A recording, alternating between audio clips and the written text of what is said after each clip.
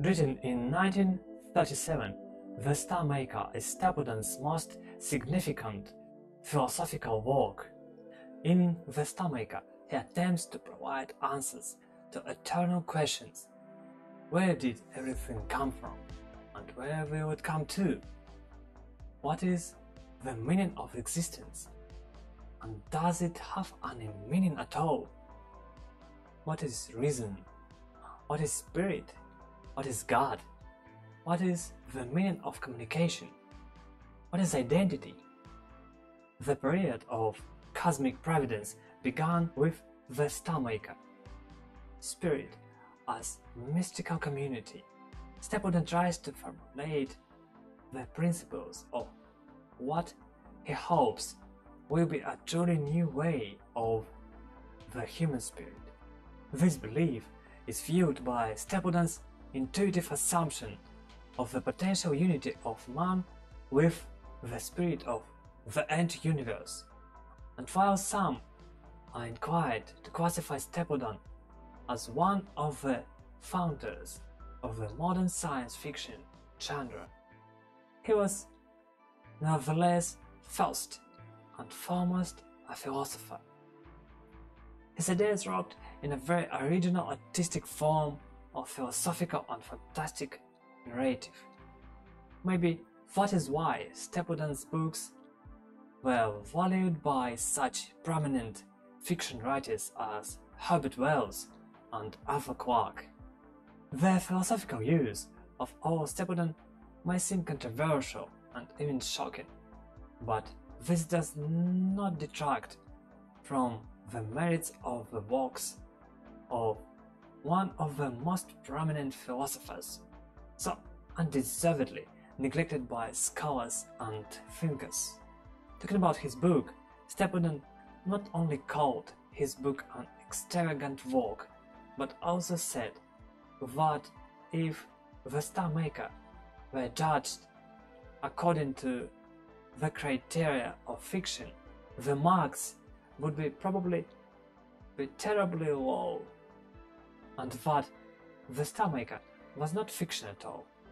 He also mentions some ideas about artificial planets that he got from John Desmond Burnell's fascinating little book, The World, Flesh and the Devil, and he was hoping that Burnell wouldn't be too angry about his treatment of them. It can be said that the main idea of the book is peace and unification, because alone human beings are not only weak, but also extremely, incredibly limited in their perception of the world and the universe around them. But although unification for common purposes is very important for human development, but unification in no way requires losing oneself.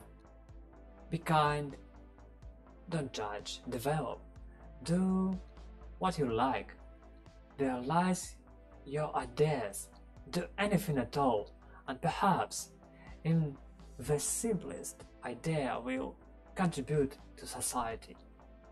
Most clearly, this aspect is reflected in civilization, which have set science and technology to give all individuals financial freedom or freedom from forced labor.